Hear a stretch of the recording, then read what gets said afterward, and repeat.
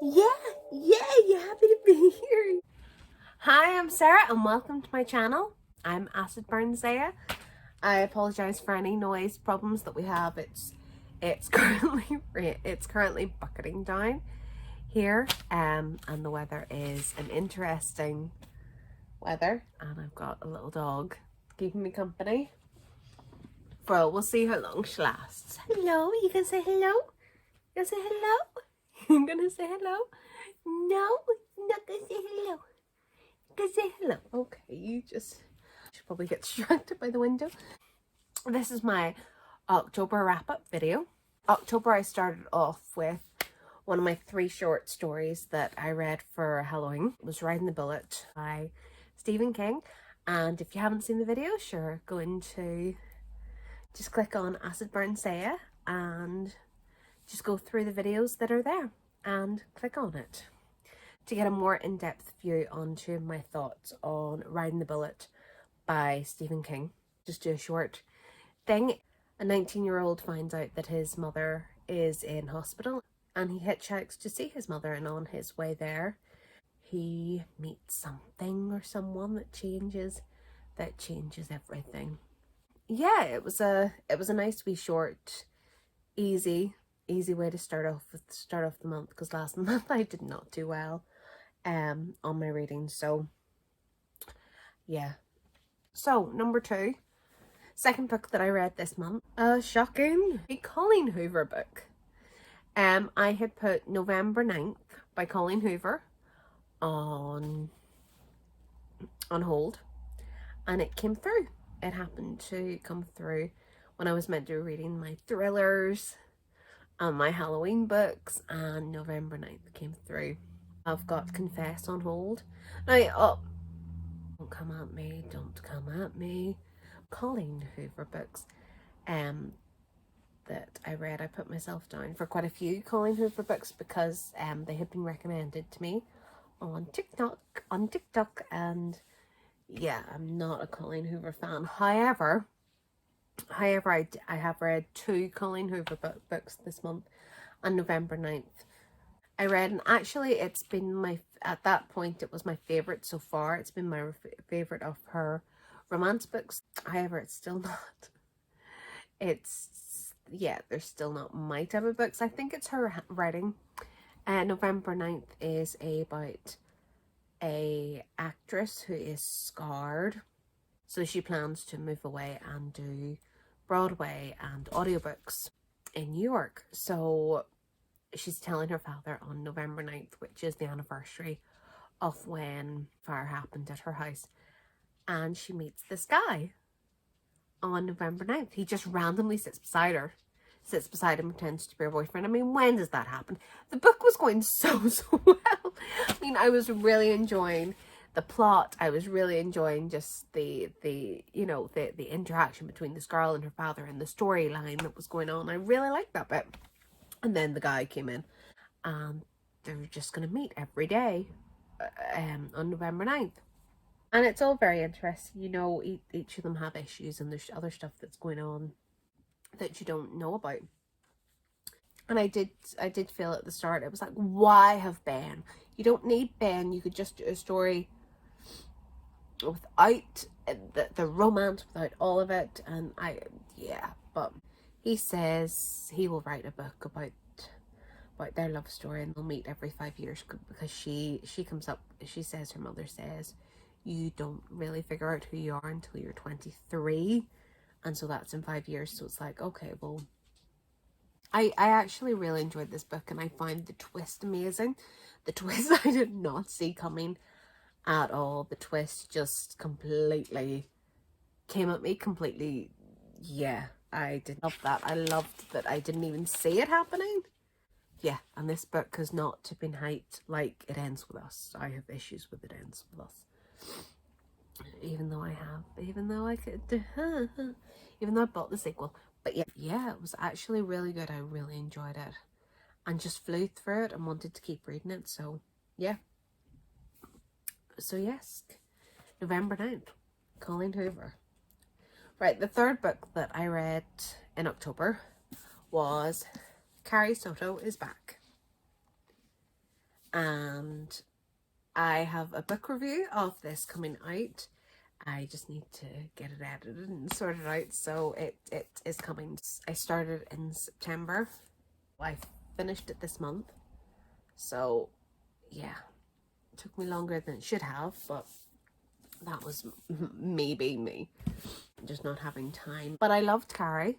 It is about a tennis star who retired from tennis and has come back at the age of 37 because her title is going to be smashed. So she wants to show that she is still the best tennis player in the world, and so she returns to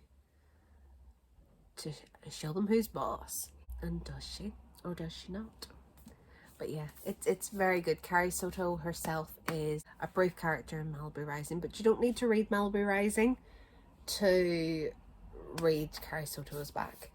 That's my third book that I read. The fourth book that I read this October was The Hunting Party by Lucy Foley. I will be doing some thrillers for fall video, and that is part of that. But I will give you a brief overview of The Hunting Party. The Hunting Party, it is set in the UK, so they are English friends that met, I think, at Oxford. They meet every New Year's, and they have gone up to Scotland for a New Year's party, and so one of them dies. It's in 5 different points of view, so you've got 3 of the actual party is in their point of view, and then you have the two of the workers. So you get their 5 points of views, and it's my first Lucy Foley that I've read, and actually it's selling really well in work. Yeah, really well in work. And I'm talking to people about it, and they're like, oh yeah, and yeah, I think it's, if you're gonna read it, it's a great book to read in January, because it's set over like winter and New Year. So the 5th book that I read this month was The Legend of Sleepy Hollow by Washington Irving. I'm so sorry. Which is a short story that is in my short stories that I read for Halloween. So yes, I will, there's an in-depth review in that. But The Legend of Sleepy Hollow is a really short story, Halloween, fall themed book, and it's about a school teacher. If you don't know the story, it's about a school teacher who believes in the supernatural, and he meets the headless horseman who is searching for his head. The summary of that short story. The sixth book I read this month was The Couple Next Door by Shari Lapena. Oh, I can't. I'll put how you spell it on yeah. And I'm sorry for butchering. I'm dyslexic. Butchering people's names is sort of what I do. But that is a thriller that I read for Thrillers for Fall. So you'll get a more in-depth view on that in my video with that. A couple have a 6-month-old daughter, and they go to a dinner party next door and leave their child alone in the house, in the crib. At this point, now the houses are connected, so they are in houses that are all connected. I can't remember what you call them here, but they're all connected, so they weren't very far from their daughter. And whenever they arrive, hours later, I think it's 7:30, and they leave get back to the house at 1, but they're checking on her every half hour. And when they get back, their daughter is missing. Daughter has been kidnapped. So who and why would someone do that to them? And it was really, really good. I highly recommend it. It was very, very good and very enjoyable. It was, yeah, I couldn't stop listening to it. I listened to it on audiobook. I do have the book somewhere because I bought it for like £1. I bought it for like £1 in one of the charity shops, and I'm not 100% sure where it is, but it's somewhere in the house. So The 7th book that I read this month was The Strange Case of Dr. Jekyll and Mr. Hyde, which was another short story, and it was by Robert Louis Stevenson. It was an awful lot of waffling, and if any of you know the short story, this is also part of the short stories that I read for Halloween, so check that out. So in it, it is a lawyer comes across here's stories of a Mr. Hyde. Mr. Hyde was recently put in the will of his friend Dr. Jekyll, and it is about, he worries for his friend and gets in touch with his friend because he's worried that what he has heard of Mr. Hyde will kill Dr. Jekyll just so that he can get at Dr. Jekyll's fortune. And of course, spoilers, as we know from TV and everything else, is Dr. Jekyll and Mr. Hyde are the exact same person. Spoilers. Very interesting to read the actual version itself, but to get a proper in-depth review, watch the wee video. The 8th book that I read this month was The Inheritance Games by Jennifer Lynn Barnes. The Inheritance Games had been recommended by multiple people online. I know it's very big at the moment. I borrowed it from the library. Really enjoyed it. I think I only gave it like 4 stars, but I really enjoyed it, and it kept me on the edge of my seat the entire time. I never knew what was going on. The Inheritance Game is about a girl called Avery Kylie Graves, who's a 17-year-old whose billionaire dies and leaves everything to her. The will reading, he calls all the family and disinherits all the family and gives everything to her. But he leaves a bunch of clues for his family to figure out why he did this, what was his grand plan. And he's, Tobias Hawthorne, he raised his grandchildren and his children on puzzles and clues and figuring stuff out, and which I find really fascinating. I mean, one of my real complaints that I had was that with Avery, they told us that she was smart and they told us all these things and never really showed us stuff. But then the more I thought about it, the more I think it's that the others, the Hawthornes that she was with, were really smart too. So it was sort of, they were all sort of on par with each other. And so she couldn't show how much smarter she was. Also, the 9th book that I read in October was the sequel I read straight after, the Hawthorne Legacies, which I don't really do. I'm really, really, really bad. Have many sequels. Many sequels to books, and have not read because I jump. I try and be better. I read the sequel straight after, which shows how much I enjoyed it, that I wanted to keep reading, and at the moment I am reading the 3rd book, but I'm not going to get it finished for October. I know that. I know I'm not. I'm filming this at the end of October and I'm nowhere near finished it. Both books were really good. However, I feel like because I read them one after the other, I'm not 100% sure what happens in either one. They've sort of meshed in together. It was very good. I highly recommend.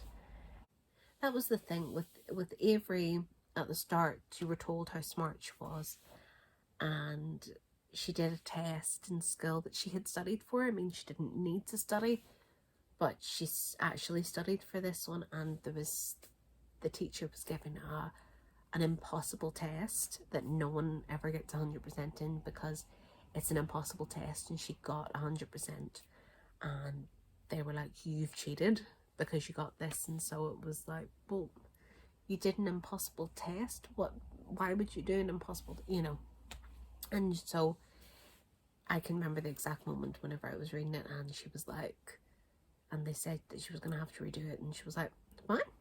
It was like, I'll do it now. And they were like, no, we'll do it. And she was like, no, I'll do it now. And I think I would have done that too. I would have been like, no, let's do it right now. Let's just do it right now. Let's redo this test.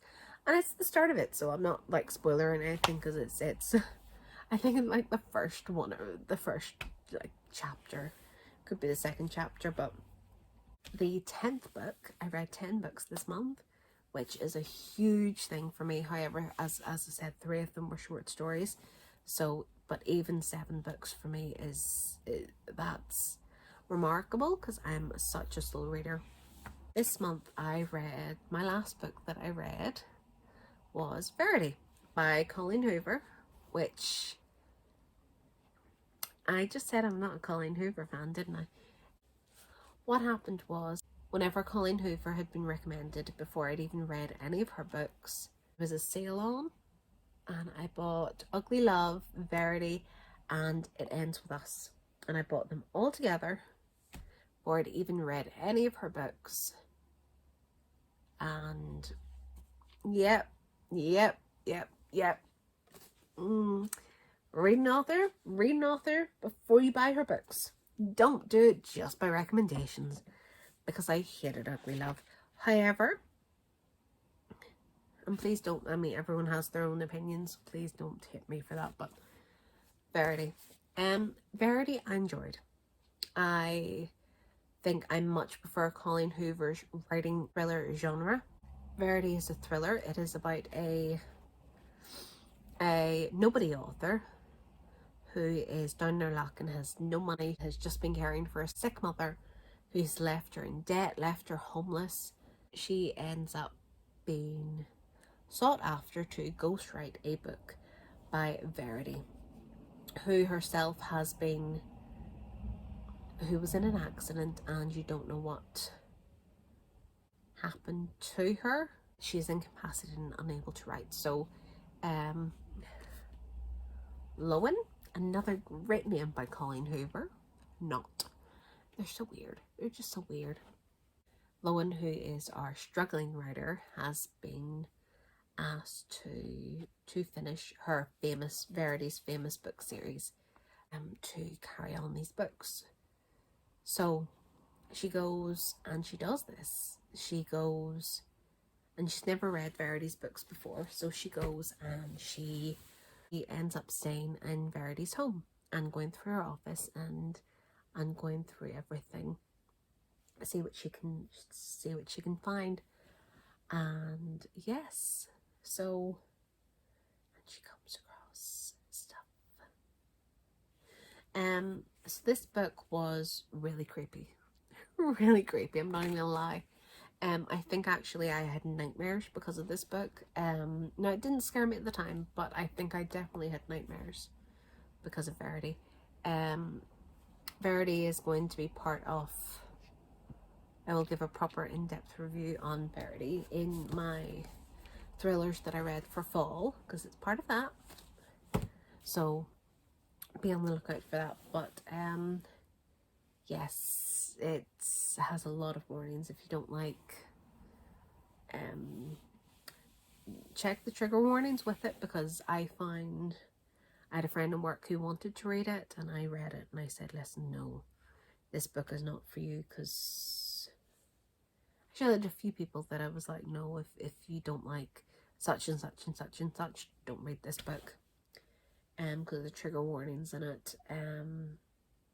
So yes, but yes, that was my 10 books that I read, and I think I only have 2 of the physical copies. I do have the couple next door somewhere. Who knows where I put it? But yeah. But yes. Carrie Soto is staying, because Taylor Jenkins Ried books don't, well, bar one. Don't go to the charity shop. Verity, I don't think I'll read again, so it will probably end up being given to a charity shop so other people can read it and be scarred for life by it. But yes, thank you, and yeah, have a nice day and enjoy the fall. Bye. yeah, it was that memorable that I remember the names.